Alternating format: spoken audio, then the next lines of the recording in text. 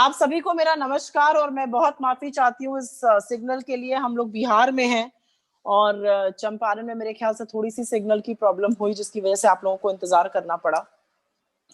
आज हम लोग एक बहुत बड़े मुद्दे पर और बहुत इम्पोर्टेंट मुद्दे पर बात करना चाहते हैं और वो मुद्दा फिर से है महंगाई का। हमने एक बार यहाँ पर भी कहा और फिर से कहती हूँ, कुछ सालों पहले एक गाना आया था, महंगाई डायन खाए जात है, और उसकी पहली लाइन लेकिन लोग भूल जाते हैं। उसकी पहली लाइन थी, सखी सैया तो खूबे कमात हैं, महंगाई डायन खाए जात है। अब एक डबल वैमी है, दो तरह से हमला हो रहा है लोगों पर। पहली बात तो सैया कमा नहीं रहे, ना हम खुद कमा रहे हैं क्योंकि लोगों के रोजगार गए हैं, वेतन गया है, और अब महंगाई कमर तोड़ रही है लोगों की। और क्योंकि ये त्योहारों का टाइम है, ये मुद्दा उठाना जरूरी है, ये बात करनी जरूरी है कि अभी तक तो लोग आलू प्याज टमाटर, प्याज 100 रुपए, आलू 40-50 रुपए, टमाटर 80 रुपए, इससे ही जूझ रहे थे, जो लगातार हमने उठाया है। मेरे मित्र और कांग्रेस के प्रवक्ता गौरव वल्लभ जी ने इस पर अभी थोड़े दिनों पहले एक प्रेस कॉन्फ्रेंस भी करी थी। प्रियंका जी ने, राहुल जी ने, सब लोगों ने इस मुद्दे को उठाया है, लगातार हमारे काफी और नेताओं ने। अब एक नई मार है, त्योहारों के टाइम पर तेल घी इत्यादि का खर्चा बढ़ता है, लेकिन इस बार ऐसा लगता है कि ये दिवाली फीकी तो होएगी ही, ये बड़ी बेरंग और नीरस दिवाली होने वाली है, क्योंकि जिन तेलों में पकवान छनते हैं उनका भी बड़ा बुरा हाल है। मैं बात स्पेसिफिकली करूंगी इस बार एडिबल ऑयल्स की, जो खाने के काम में तेल पदार्थ आते हैं उनकी, जैसे कि सरसों का तेल हो, सनफ्लावर ऑयल हो, मूंगफली का तेल हो। तेलों में मानो जैसे आग लगी हुई है। एक साल के कंपैरिजन में अगर आप देखिए तो आप भौचक्के रह जाइएगा कि तेल के दामों में कितनी बढ़ोतरी हुई है। थोड़ा सा आपको बता देती हूं, सरसों का तेल एक साल पहले तक 80 रुपए प्रति किलो से कम था, आज वो 120 रुपए प्रति किलो है। सनफ्लावर ऑयल 77 रुपए प्रति किलो मिलता था, आज वो 110 रुपए प्रति किलो मिल रहा है। मूंगफली का तेल, जो आजकल काफी लोग हृदय के लिए अच्छा ऑयल समझ के खाते हैं, वो 99 रुपए प्रति किलो था, आज 135 रुपए प्रति किलो मिल रहा है। और ऐसा नहीं है कि ये जो 33% से 50%, करीब करीब 1.5 गुना जो दाम हुए हैं, ये ओवरनाइट हो गए। ये दाम बढ़ रहे थे, सरकार को पता था दाम बढ़ रहे थे, लेकिन फिर वही हुआ, क्विक फिक्स सॉल्यूशंस, कोई सुनियोजित तरीका नहीं। और मैं ये जरूर याद दिलाना चाहती हूं कि यूपीए ने, जब हमारी सरकार थी, तो तेलों में आत्मनिर्भर, एडिबल ऑयल में आत्मनिर्भरता की बात करी थी और 2020 तक वो पूरा हो जाता। मोदी जी ने आत्मनिर्भरता की जबानी जमा खर्च किया, लेकिन आज हम देख रहे हैं कि कैसे त्योहारों के पहले पकवान या पकवानों का रस, उसकी मिठास जा चुकी है, क्योंकि जिन तेलों में वो तले जाएंगे उनके दामों में खौलाहट है, उनके दाम खोल रहे हैं, उसमें आग लगी हुई है। एक बात और बताना चाहती हूं कि जब आप इस सरकार से बात करिए तो वो कहते हैं ये तो भाई अंतरराष्ट्रीय बाजार में हो रहा है। कभी कोविड के पीछे छिपते हैं, कभी अंतरराष्ट्रीय बाजार के पीछे छिपते हैं। अब बात करते हैं मुद्दे की। जो सरसों का तेल हो, सनफ्लावर ऑयल हो, मूंगफली का तेल हो, जिस भी तरह के तेल में खाना पकाया जाता है, वो देश के सबसे अमीर लोग भी इस्तेमाल करते हैं और गरीब लोग भी इस्तेमाल करते हैं। तो क्या आपने उनके लिए कोई नीति, कोई नियम, कोई कानून सोचा कि कैसे इनको महंगाई की इस मार से बचाया जाएगा? अभी तक तो बेचारे आलू प्याज टमाटर से ही जूझ रहे थे, अब तेलों के दाम में भी आग लगी हुई है। और कहीं ना कहीं सरकार ने इसमें समय व्यर्थ किया है। आयात किया नहीं गया है पाम ऑयल का। जुलाई अगस्त के महीने में एक्सपर्ट्स का कहना है कि बिल्कुल आयात ना होने के कारण यह स्थिति आ गई है। यह भी सच है कि सोयाबीन का जबरदस्त उत्पादन हुआ है देश में, उसके बाद भी तेलों के दाम में कमी नहीं हुई है। तो ये कौन सी आत्मनिर्भरता का पाठ मोदी जी पढ़ा रहे हैं, ये हम जरूर जानना चाहेंगे, क्योंकि यह सच है कि महंगाई बढ़ रही है, स्पेशली खाने के पदार्थों में। पहले महंगाई बढ़ी आलू प्याज टमाटर सब्जी दालों में, अब महंगाई जिस तेल में पकाया जाता है, छाना जाता है, खाना खाया जाता है, उसमें बढ़ रही है, और ये सब लोग यूज करते हैं। और इस डिमांड में इलास्टिसिटी नहीं है। आप ये नहीं कह सकते कि इस सीजन डिमांड कम होगी, इस सीजन बढ़ जाएगी। भाई नून तेल तरकारी जो कहा जाता है, जो हर गरीब व्यक्ति इस्तेमाल करता है, वो तो पूरे देश में इस्तेमाल होता है, हर वर्ग का व्यक्ति इस्तेमाल करता है। तो आप अब किसी बहानेबाजी के पीछे नहीं छुप सकते कि भाई कोविड था इसलिए दाम बढ़ गया या फलाना था इसलिए दाम बढ़ गया। ये आपका दायित्व था कि आप दामों को कम करें। आपने बोला था आप फार्मर की इनकम डबल करेंगे। फार्मर जो है, जो किसान है, आज उसके पास कढ़ाई में छौंकने का जो तेल है उसमें आग लगी हुई है। वो कौन सी सब्जी छौंक कर खा सकता है? कुछ नेनुआ एनुआ जो हमारे यहाँ कहा जाता है वो किसान खा रहे हैं, क्योंकि आलू तो खाने की अभी किसी की भाई औकात ही नहीं रह गई है। आलू की कीमत 50-60 रुपए है छोटे छोटे शहरों में। तो कहीं ना कहीं क्या सरकार ये जस्टिफाई कर रही है कि गरीब लोगों को दाम ज्यादा देने पड़े आलू, प्याज, टमाटर और तेल के? क्या सरकार ये जस्टिफाई कर सकती है कि गरीबों को खाने की पदार्थों पे ज्यादा दाम देने पड़े? मुझे तो लगता है ऐसा करना अनैतिक है, अनौचित्य है और बिल्कुल गलत है। और एक बात यह भी है कि जो बड़ा मिशन यूपीए की सरकार ने शुरू किया था, उसको अपने गंतव्य तक इस सरकार ने नहीं पहुंचाया, और उसी का कारण है कि आज एडिबल ऑयल का दाम 33 से 50% के बीच में बढ़ गया है और लोगों को अत्यधिक असुविधा हो रही है। ये भी बात है कि ये कोई ब्लैक स्वान इवेंट नहीं है। This is not a black swan event, this is not like a Covid like event और an event like that. This event is independent of whatever happens. People are still using edible oil to cook, to eat. Especially around festivals, demand goes up. And the government should have ensured that people had enough edible oil in supply at the right prices. But सरकार ने ऐसा नहीं किया और हर बार की तरह फिर से वो अपने दायित्व से भागे। एक बात तो सच है कि सरकार ने एमएसएमई सेक्टर को डिस्ट्रॉय किया, रोजगार को डिस्ट्रॉय किया। इनकी ही कुरीतियों और कुप्रबंधन के चलते जबरदस्त नौकरियों और वेतन में गिरावट आई।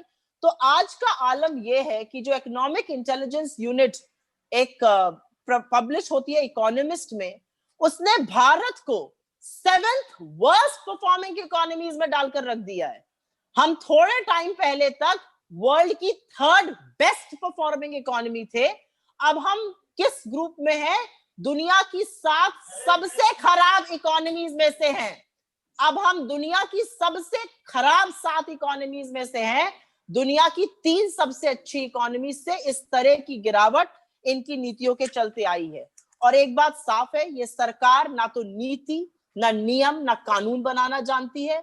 ये गरीबों का, आम आदमी का दुख नहीं जानती है। ये नहीं समझती है कि जब लोगों का वेतन कम हुआ है, रोजगार नष्ट हुआ है, तो कमर तोड़ महंगाई से लोगों के ऊपर बहुत बड़ा प्रहार पड़ रहा है और उस प्रहार को दूर करना चाहिए। ये रिलेशनशिप नहीं जानती है डिमांड एंड सप्लाई की। ये रिलेशनशिप नहीं जानती है कि कैसे फेस्टिवल्स के टाइम पर दाम कम करने से चीजों में ज्यादा सुगमता आ सकती है। और ये रिलेशनशिप नहीं जानती है कि अगर सौहार्द और भाईचारा बना रहेगा तो दाम भी कम रहेंगे, निवेश भी होगा, उपभोग भी होगा। और वो सब कुछ नहीं हो रहा है क्योंकि इनको नीति, नियम, कानून बनाना आता नहीं है। I will very briefly repeat the same statement in English, and I will only say that the prices of edible oil are skyrocketing because of the failures of this government. Prices of groundnut oil, prices of soyabean oil, prices of major edible oils, सरसों का तेल 120 रुपए प्रति kilo पर है, जो 80 रुपए से कम पे बिक रहा था एक साल पहले। Sunflower oil is at 110 rupees per kg. It was at 77 rupees per kg a year back. Groundnut peanut oil is at 135 rupees per kg, which was at 99 rupees per kg. It is only because of the false policies of this government. People were struggling with prices of onions, potatoes, tomatoes, and now they're also around the festival season struggling with the price of oil, which is used for eating purposes, which is used for cooking purposes. It is also certain that oil is used by everyone who cooks in India. So from the poorest person to the richest man, and there is no elasticity in demand here. They should have taken care of this. You cannot make basic commodities unaffordable. आपने basic commodities Hindustan में unaffordable बना दी हैं। अब आलू की तरकारी खाने के लिए भी शायद इंसान 2 बार सोचेगा, उसके बाद आलू खरीदेगा, काटेगा और आलू की भुजिया बनेगी। आपने बड़े बड़े वादे किए थे, उनमें से कोई भी वादा पूरा नहीं हुआ है। And one of the double whammies is that unlike high prices earlier, high prices are being preceded by job losses and wage cuts. And which is where this government is immoral, which is where this government is inefficient. And we strongly call out their inefficiency and immorality on this. Your questions are welcome. Thank you, Supriya ji. Yes. I'll request friend Siddharth from ANI wants to ask the first question. Please, Siddharth, पूछिए. नमस्कार ma'am, मेरे दो सवाल हैं. पहला suo motu से है, दूसरा अगर आप लोग कहें तो मैं बाद में उसको पुटअप करना चाहूंगा. जी. सुओ मोटो से मेरा ये सवाल है कि आप बता रहे हैं कि महंगाई बढ़ गई, 80 रुपए से 120 रुपए हो गया सरसों का तेल, लेकिन जनता जो इस बात को लेके पे कर रही है उसमें कहीं रोष क्यों नहीं दिखाई दे पा रहा है? पहली चीज आपसे पूछना चाहूंगा. दूसरी बात ये कि आप विपक्ष के नाते क्यों उस बात को नहीं हाईलाइट कर पा रहे हैं? आप तो खुद समझ सकते हैं कि विपक्षी पार्टी हैं आप, सड़कों पर आप क्यों नहीं हैं? माना कोरोना काल है, लेकिन कितनी बार इस दौरान आप लोग हैं, जो मौका है एक सरकार को घेरने का, तो वहां क्यों आप चूक जाते हैं? क्यों आज याद करते हैं महंगाई को, 1 महीने बाद 2 महीने बाद भूल जाते हैं? कंसिस्टेंसी नहीं दिखाई देती.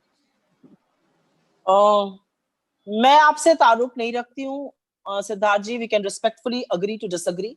मुझे ऐसा लगता है, सबसे पहले तो मैं आपके पहले ही सवाल का जवाब देती हूँ कि ये एक बहुत बड़ा मुद्दा है. ये आम आदमी के लिए बहुत बड़ा मुद्दा है, ये बहुत रोष का मुद्दा है.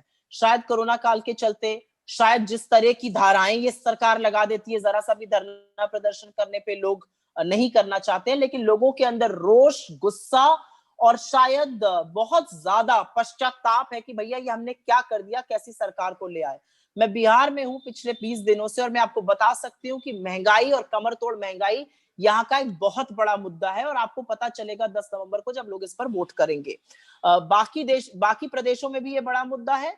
लोग कुछ कहने से शायद इसलिए कतराते हैं क्योंकि जिस तरह का शासन ये सरकार चला रही है, जिस तरह की क्रूरता दिखाती है प्रदर्शनकारियों के खिलाफ, वो शायद इससे बचना चाहते हैं. लेकिन जब अपने मताधिकार का वो प्रयोग करेंगे तो वो इनको सबक जरूर सिखाएंगे. लेकिन दूसरी बात जो आपने कही कि हम इसको क्यों नहीं उठाते, मुझे लगता है हम ये मुद्दे लगातार उठाते हैं. हम इन्हीं मुद्दों पर चुनाव में गए हैं, हम इन्हीं मुद्दों की लगातार बात कर रहे हैं, क्योंकि जो जनरल नैरेटिव सरकार बनाना चाहती है वो इन मुद्दों पर बात नहीं करना चाहती, वो बरगलाना चाहती है, वो अनर्थक बातें करना चाहती है.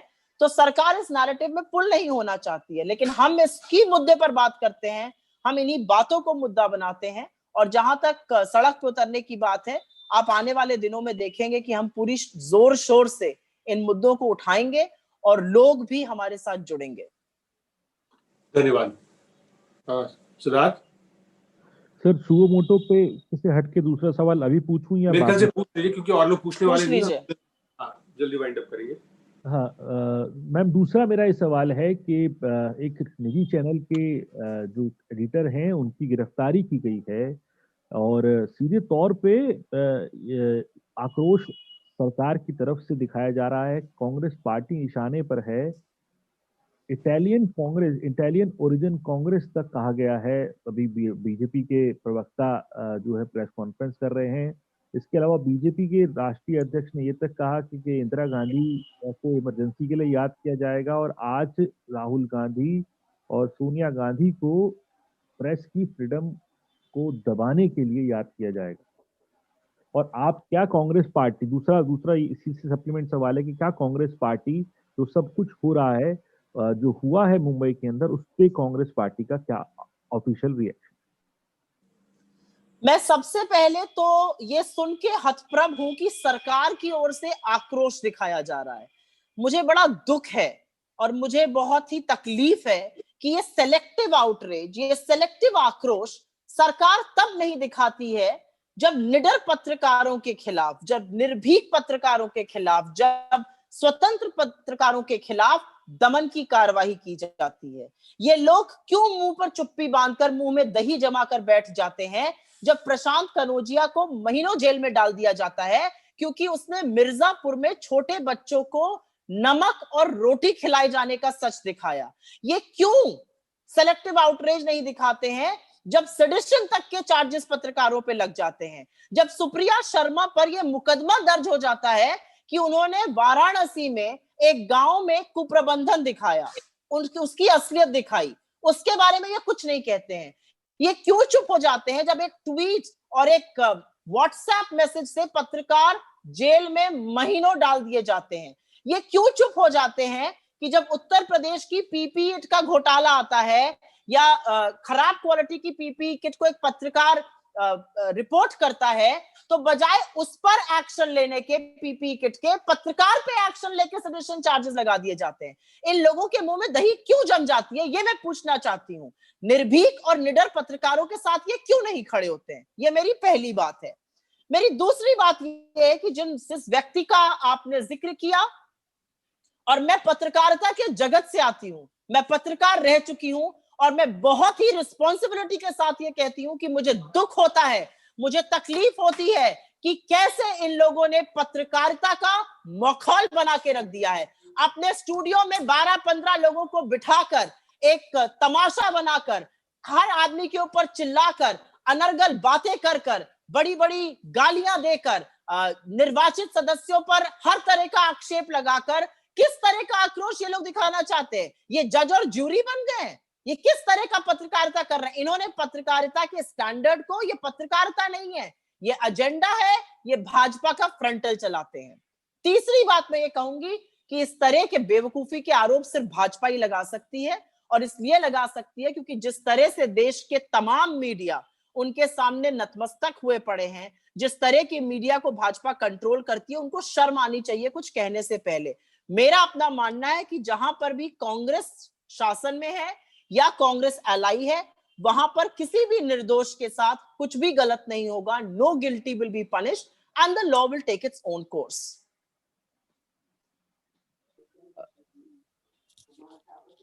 Pranav sir, this is Asim from PTI.